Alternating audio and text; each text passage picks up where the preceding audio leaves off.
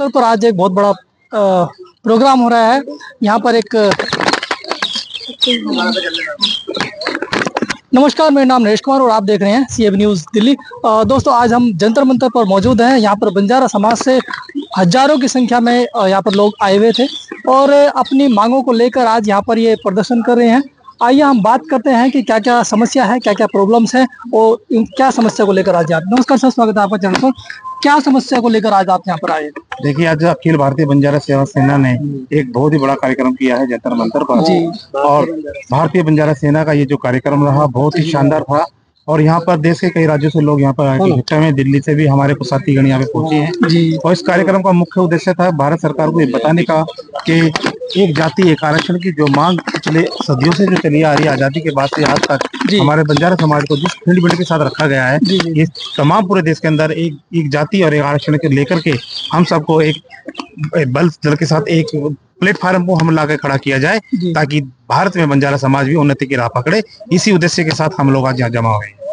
इसके बारे में आपने कभी कोई लेटर वगैरह सरकार में कहीं जमा कराया? जी, मैंने खुद इंटरनेशनल बंजारा फाउंडेशन से मैं जुड़ा हुआ हूँ और उनके माध्यम से मैंने कई बार प्रधानमंत्री से अपील की है और लेटर मैंने भेजा है। ऐसे ही बहुत सारी संस्थाएं जो अपने माध्यम से काम कर रही हैं, जिनका एक ही मकसद है किसी प्रकार से भारत के अंदर बंजारों को एक कैटेगरी में ला करके रखा जाए।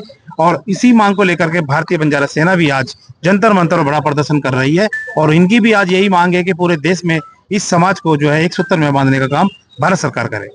जी, बंजारा समाज जो भारत में काफी योगदान रहा है, आज वो खुद ही परेशान है और जंतर मंतर जैसी जगह पर आकर उनको अपनी जो चीजें मांगने का। नमस्कार सर, स्वागत है आपका चैनल पर। क्या क्या समस्याएं हैं और क्या आप सरकार से चाहते हो? देखिए, समस्याएं ये कि ये बोलिए क्या नहीं है जी। ये नहीं क्या क्या समस्या, ये बोले समस्या क्या नहीं है। इतनी समस्याएं हैं कि क्या नहीं है। समस्या बंजारा समाज के अंदर है जी। हमारे उत्तर प्रदेश की मैं घटना बताता हूँ जी। कानपुर के अंदर जी एक घटना घटित हुई। दमंग प्रधान थे जी, उन्होंने एक घर में आग लगा दी। घर में आग लगा दी। वहाँ दो बेटियां, एक 7 साल की थी, एक 9 साल की थी जी। जलकर उनकी डेथ हो गई। उस घर में ही जलकर डेथ हो गई और उन पर FIR तक नहीं हुई।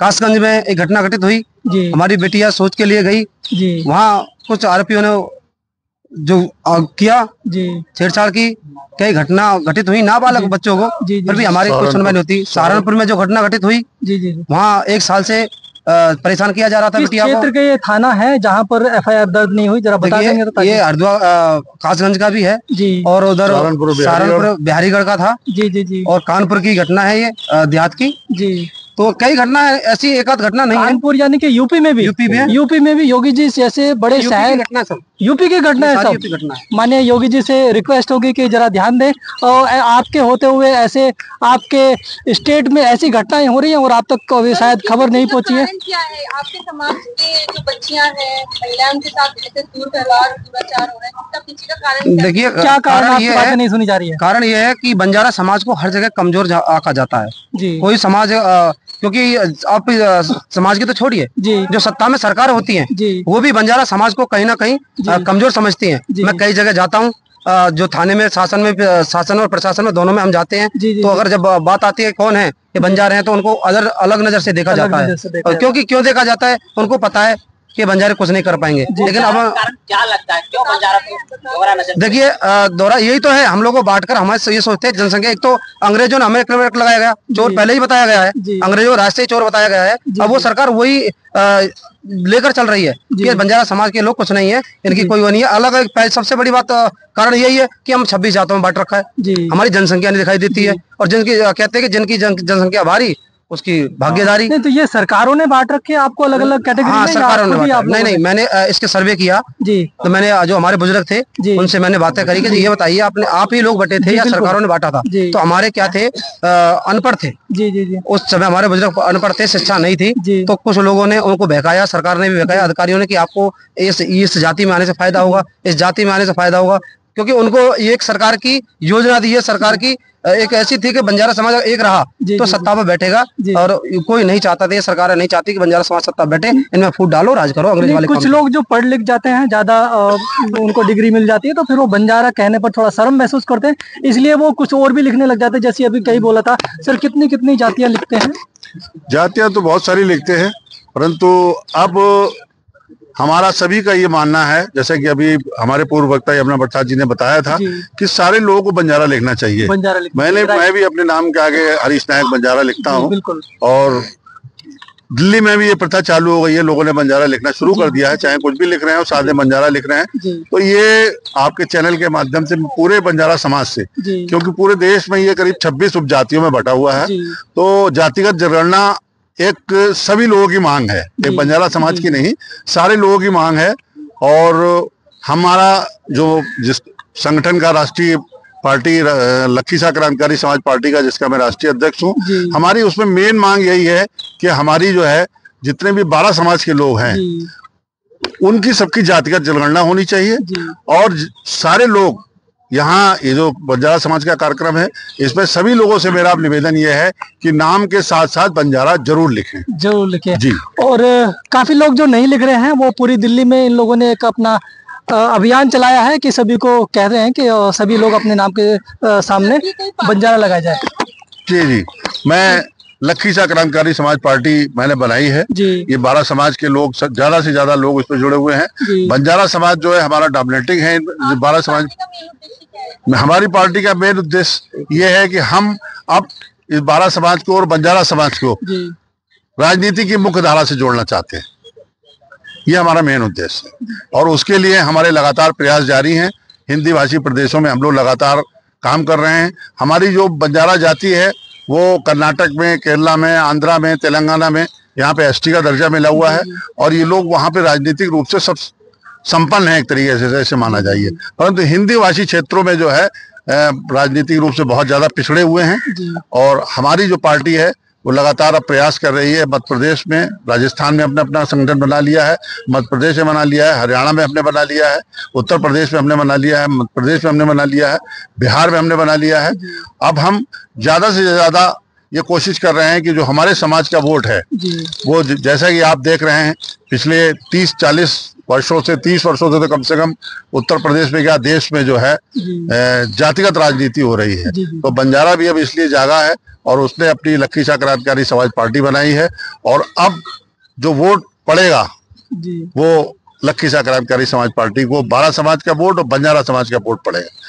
यानी कि आपके समाज ने भी जो पार्टी बनाई है उसमें पूरा इलेक्शन लड़ने की तैयारी कर रही है। पूरी राजनीतिक पार्टी इसीलिए बनाई गई है, हम राजनीतिक रूप से ये मजबूत करना चाहते हैं। कितने स्टेट्स में ये पार्टी अभी है? जो हिंदी भाषी क्षेत्र में, जिनको मैंने आपने बताया है। अभी तक कोई MP MLA नहीं, अभी कोई नहीं। अभी तो नई पार्टी बनी है, गठन हुआ है जनवरी में इसका। अभी तक कोई MP MLA इसका नहीं है। यही तो कारण नहीं है पार्टी बनाने का भी कि जाति के आड़ में आके ये पार्टी चलाना चाहते हैं? नहीं, जाति की आड़ में नहीं, हमें जरूरत है आज राजनीतिक रूप से हमको सक्षम। पार्टी बनाने की क्या जरूरत पड़ गई आपको? अगर अपने हमारी बात ही मांगना, आरक्षण हमारी बात ही नहीं सुनी गई। हम तो सन 86 से इस बात को उठा रहे हैं कि हमको ST का दर्जा दिया जाए। DNT हमको माना गया, हमारे ऊपर क्रिमिनल एक्ट लगाया गया। और हमको जो है, आप ही समझिए कि हम लोगों को, जो भी 12 समाज के लोग थे, उन लोगों के लिए तो ये नियम था कि अगर उनके घर में बच्चे ही पैदा हो रहा है तो जाके थाने में बताना है। अच्छा। और अगर वो कहीं जा रहा है, उस परिवार का व्यक्ति, तो थाने में सुबह शाम हाजिरी लगानी है। क्रिमिनल एक्ट था 1947 में देश आजाद हुआ, और क्रिमिनल एक्ट हटा 1952 में। 5 साल के बाद ये 12 समाज की जातियां जो है आजाद हुई, और आज भी उनका कोई पुरसा हाल नहीं है। इसलिए हमको लखीसराय क्रांतिकारी समाज पार्टी बनाने का वो हमने मुद्दा उठाया और प्रयास किया, और अब हम जो सब पार्टी बनाई है तो इन लोगों को जोड़ रहे हैं, और इन लोगों से बात कर रहे हैं, और इन लोगों को मुख्य धारा में लाने की कोशिश कर रहे हैं। काफी लंबे समय से आप ये प्रयास कर रहे हैं, अगर अभी भी सरकार नहीं सुनती है तो फिर आगे क्या प्लान है? हमारा प्लान वही है कि हमने राजनीतिक पार्टी इसीलिए बनाई है कि अब हमारा जो वोट पड़ेगा, हमारा समाज जो जागरूक हो गया है, हमारा वोट जो पड़ेगा तो हम लोगों को जिताने और हराने की स्थिति में रहेंगे। यानी कि शराफत से नहीं सुन रहे तो आप फिर राजनीति में उतरेंगे? जी बिल्कुल, सांसद भी बनेंगे। सांसद भी बनेंगे? सांसद भी बनेंगे 29 में, और अब उत्तर प्रदेश से 27 में विधायक बनेंगे। अभी तो कोई सा इलेक्शन लड़े? नहीं, इलेक्शन अभी नहीं लड़े हैं, पार्टी जब बनी है, और बंजारा सेना पूरी तरह समर्थन में है। चलिए, बंजारा सेना अभी पूरे समर्थन में है और जोश कोश में है जी। अच्छा, क्या क्या मांगे हैं? मांगे हैं जी।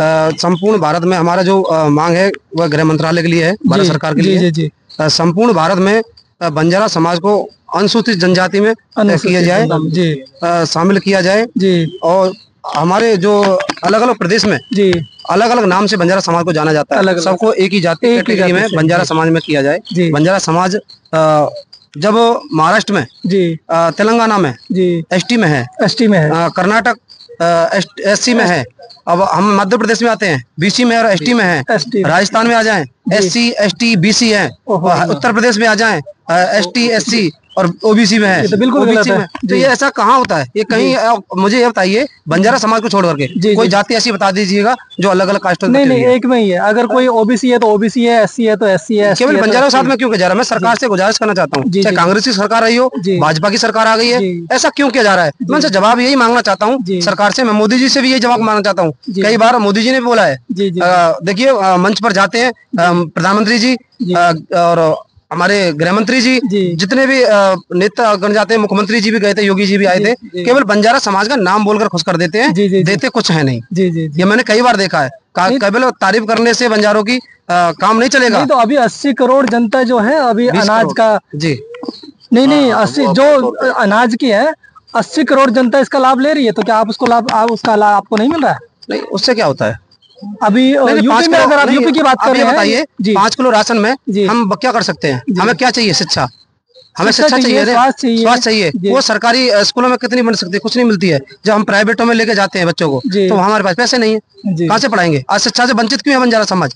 अपना पेट पालना मुश्किल हो जाता है। फेरी करता है बंजारा समाज का 90% ऐसे समाज के लोग हैं जो फेरी करते हैं, सुबह लाते हैं शाम को खाते हैं। अब शिक्षा पे लगाएं या उनके पढ़ाई में घर मकान को बनाएं।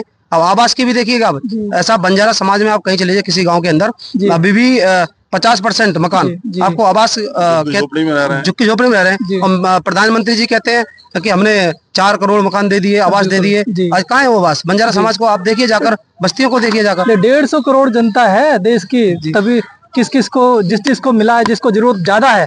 अगर आपके पास का ऑलरेडी बिल्डिंग है तो नहीं, ज्यादा है। मैं जाता हूँ, मैंने दौरा किया बंजारा समाज के गांव को। आप भी अगर आप भी जाएंगे, आप जाकर आप कवरेज करिए, आपके पास तो चैनल है, कवरेज करिए, आप भी कहेंगे कि ये लागू होता है आवास के लिए। वो नहीं है। उसके बाद कानून में भी, संविधान में लिखा हुआ है कि राजस्व गांव कितने पर होता है? 900 पर। जिसकी जनसंख्या 900 हो वो राजस्व गांव बन जाता है। बंजारा समाज के 2-3 हजार जनसंख्या गांव है, वो राजस्व नहीं है, उनके प्रधान नहीं है। अगर राजस्व गांव का दर्जा हमारे बंजारा समाज के गांव को मिले तभी कुछ विकास हो, लेकिन ये भी नहीं है। मैं यही तो कह रहा हूँ, बंजारा समाज में ऐसी कोई समस्या नहीं है जो सरकार अगर देना चाहे तो दे सकती है, बस बाकी तो ये समझ लो सबसे खराब है। जो काफी दर्द भरी कहानी है बंजारा समाज की, और लोगों से भी बात कर लेते हैं। सर, क्या क्या समस्याएं हैं? देखिए, आज का जो विषय था हमारा वो बंजारा समाज को एक करके रखने का था। और सिर्फ हमारी पूरे भारतवर्ष के बंजारा समाज की एक ही डिमांड थी कि हर क्षेत्र में बंजारा, कहीं एससी में है, कहीं एसटी में, कहीं ओबीसी में है, और हमारी बोली भाषा एक है, पहनावा एक है, खाना पीना एक है, तो फिर हमें डिवाइड क्यों किया गया? अलग अलग। बिल्कुल, सबसे बड़ी समस्या अभी डिवाइड की लग रही है कि बंजारा समाज एक है, लेकिन कोई बंजारा समाज एससी में है, कोई एसटी में है, कोई ओबीसी में है। सबको एक करने की मांग यहाँ पर लगातार की जा रही है। सर, नंबर 2 क्या समस्या है आपकी? समस्या ये एक जात एक आरक्षण हमारा जो है ना, हम सरकार से ये मांग करते हैं कि हमारी जो है ये बंजारा समाज को एक की ही सूची का दर्जा दिया, अनुसूचित जनजाति में रखा जाए। जो हम काफी समय से मांग कर रहे हैं, ये हमारी मांग है। जी, सभी से बात करने पर यही पता चल रहा है कि सभी की कोई हिंदू मुस्लिम सिख ईसाई, मान लो मुस्लिम को अलग कैटेगरी में बांट रखा है। मुस्लिम में बंजारा में होता है। मैं मुस्लिम हूँ, मैं मुस्लिम बंजारा समाज से हूँ। हाँ, रिशाल तबरेजी बंजारा समाज से हूँ। और हम जो है मुस्लिम कैटेगरी में तो ओबीसी में बांट रखा है, कहीं एससी एसटी इस तरीके अलग अलग कर रखा है। तो हमारी एक ही डिमांड है, हम सब एक जो है हिंदू मुस्लिम सब एक प्लेटफॉर्म पे। आपको तो काफी आरक्षण मिल रहा होगा, क्योंकि मुस्लिम समाज को तो काफी नहीं आरक्षण नहीं है ना। नहीं, हमारा तो मुस्लिम पहले, हम तो भाई बंजारा है ना, तो बंजारा का आरक्षण हमें जो ना एसटी का दर्जा दिया जाए, और सभी पूरे जहाँ भी बंजारा समाज रहे सबको एक ही उसमें कैटेगरी में रखा जाए। तो चलिए, सभी से बात करने पर यही पता चल रहा है कि बंजारा समाज आज को जो समाज को जो अलग अलग कैटेगरी में बांटा गया है, वो सबको एक ही कैटेगरी में लाया जाए। और सभी लोगों ने ये एक अभियान भी चला रखा है कि जितने भी भारतीय बंजारा से है, सभी लोग अपने नाम के सामने बंजारा भी लिखें, और तभी सभी लोग एक हो पाएंगे। जय हिंद, जय भारत। नरेश कुमार।